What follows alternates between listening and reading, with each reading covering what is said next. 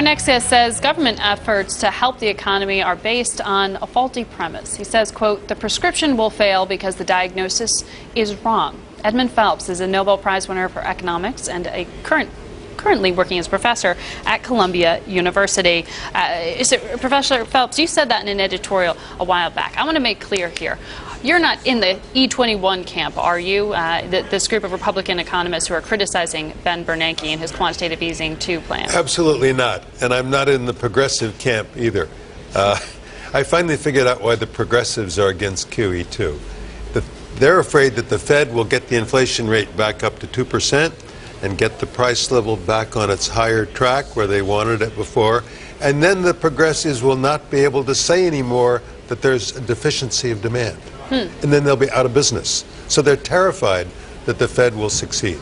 So with this criticism, this open letter, though, to Ben Bernanke today, I mean, do you think that this $600 billion bond buying program is going to distort financial markets and make exit more difficult? Well, of course, that criticism comes from the other end of the spectrum, from the right.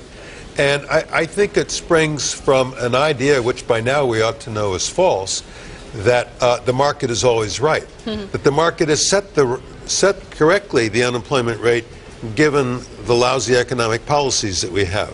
And if we want to achieve any progress in lowering unemployment, we've got to improve our basic underlying policies. And I think that's wrong. First of all, we know that the market is not always right. Secondly, it's too simple because the Fed made a mistake about a year ago. It took its eye off the ball. It took its foot off the gas, and the assets on the Fed's balance sheet began to shrink. That means the liquid assets held by the public began to shrink, dollar for dollar. And then what happened? The inflation rate began to slip down from 2% to 1%.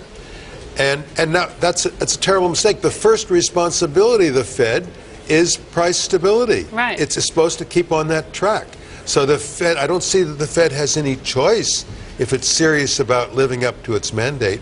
I don't see it has any other choice but to get the price level back up and get the inflation rate and get the price level inflating at the rate of 2% per annum. And yet, I mean, you're not wholeheartedly supporting QE2 because you actually wanted $1 trillion. You wanted more shocking off. Right. Well, I do mean I'm not dead sure whether it should be a $500 billion or $1 trillion. I was somewhat joking when I said a trillion might be better because I'm so tired of these gestures. You know, the politicians love to make a little gesture and then go home, and that's it for the day.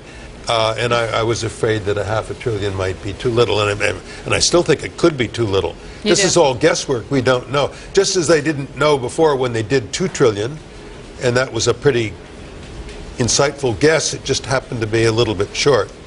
Likewise, they could be wrong this time about a $500 billion. We don't really know, but I think the experiment should go forward because, as I say, the Fed has failed in its first responsibility, which is price stability. We're back now with Nobel Prize-winning economist Edmund Phelps from Columbia University.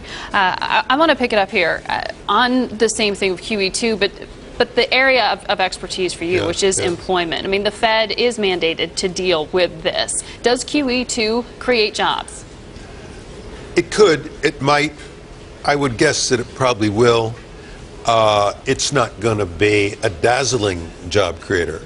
I think the main point to be made here is that the rise of the price level in the early months will get firms excited and draw them into producing more. That's true. But then, you know, money wages will come chasing along, and at the end of the day, prices won't be any higher in relation to money wages, approximately speaking, than they were before. So you only get, at best, a transient, a vanishing boost to employment. But that's not so bad when we're bouncing along the trough, and we could use a little lift. The other point I want to make is something that I haven't seen anywhere. Shame on these academic economists. We're not talking about a helicopter drop of money. We're talking about an exchange in which the Federal Reserve offers money in return for government bonds. So people who say, you know, this is the Fed just dumping buckets of cash in helicopter Ben style, he's being misread, you think? Totally. The technique is to buy government bonds. What happens then? Well, when either of two things, the interest that the Fed earns on the government bonds it has acquired goes right back to the Treasury. So this is an interest outlay that the Treasury doesn't have to make anymore. The only net cost to the Treasury is the interest it has to pay to the public, not the interest it has to pay to another branch of government. So the tax burden is going to be lower. And also with earning assets, with the public not so rich in earning assets, maybe more of them will be impelled to go back to work. I'm not suggesting they're all sitting there voluntarily not employed, but some of them are. The criticism, though, is that there is a lack of jobs. I mean, do you buy that easier money, supportive equities, the wealth effect will then get people to actually hire? I mean, it sounds like a lot of people say more consolidation is going to happen within corporations, and that's not necessarily going to create the openings. I mean, can the Fed live up to its mandate of job creation, or does that come back to the government? The Fed could never satisfy two mandates at once. It's only in a make-believe world that the Fed can both deliver high employment and deliver stability of the price level around a targeted path. It could never, and can never, and will never be able with its monetary tool to deliver high employment. It can try to step in to avert disasters. It can play a cushioning function, but it can't do heavy lifting. So, with regard to the employment effects of this measure, we're going to get a transient boost to output and presumably employment, and I think effectively retiring some of that public debt from the hands of the public, that's also a good thing, and will do a little bit to boost employment. And you say 9.6% unemployment. That's where employment should be right now, given the fundamentals of the economy? No, I think I don't recall ever being quite that optimistic. I think that the fundamentals will take us to about 7%, maybe 7.5%.